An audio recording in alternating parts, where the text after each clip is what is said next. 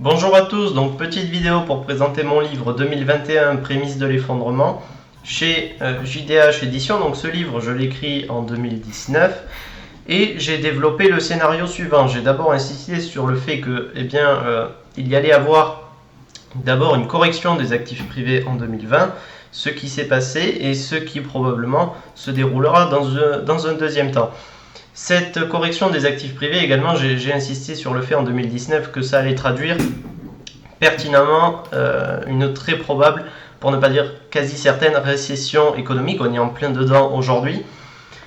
Donc ça, c'était la deuxième étape. La troisième étape, c'était tout simplement le fait que cette récession allait provoquer une crise des dettes, ou en tout cas présenterait un fort risque de crise des dettes, et qui se manifesterait principalement par un fort risque de crise des dettes publiques.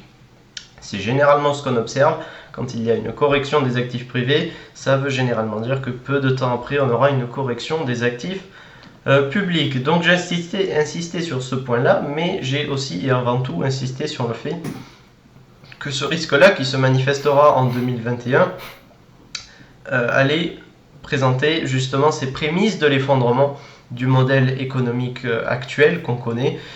Et donc ça passe principalement par le capitalisme d'État. Il faut bien comprendre que si demain il y a une crise économique, premièrement, ça traduira un risque de crise monétaire, et puis ça traduira aussi et surtout une instabilité financière colossale. Notamment, ça s'explique par le fait que le système financier aujourd'hui repose quasi intégralement sur ses fondations, sur les obligations d'État. Je prends l'exemple du marché interbancaire, où finalement les collatéraux, les garanties, sont des obligations. Si demain ces collatéraux chutent en valeur, les banques ne se prêtent évidemment plus, et là on fait face à un gros problème de crise du marché interbancaire. De même que les obligations d'État sont à la base de tous vos produits d'épargne classiques, assurance vie, PEL, livret A, etc.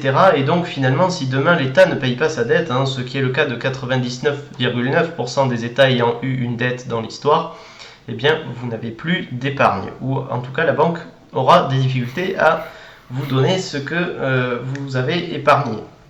Donc au-delà de cela, il y a véritablement un risque d'effondrement du fait du retournement long terme du marché obligataire qui risque de prendre effet en 2021. Il y a véritablement un risque d'effondrement du capitalisme d'État qui est aussi généralement la manifestation évidente de la fin de l'apogée d'un territoire.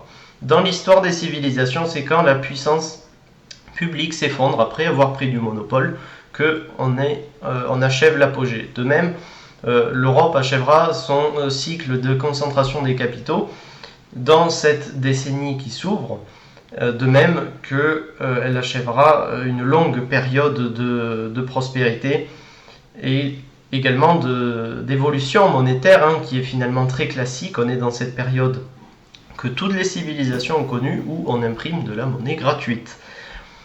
Donc tout ça, c'est un prémisse à l'effondrement de la puissance occidentale aussi, mais d'abord à un prémisse de l'effondrement du capitalisme d'État. Donc je reviens en détail sur tout ça dans le livre. Alors il y a énormément de passages historiques, justement pour essayer d'en retirer l'intrigue, parce que ce livre donne aussi les fondements cycliques de l'espèce humaine, qui sont à la base de toutes les catastrophes qu'on peut connaître et qui permettent de prévoir énormément d'éléments.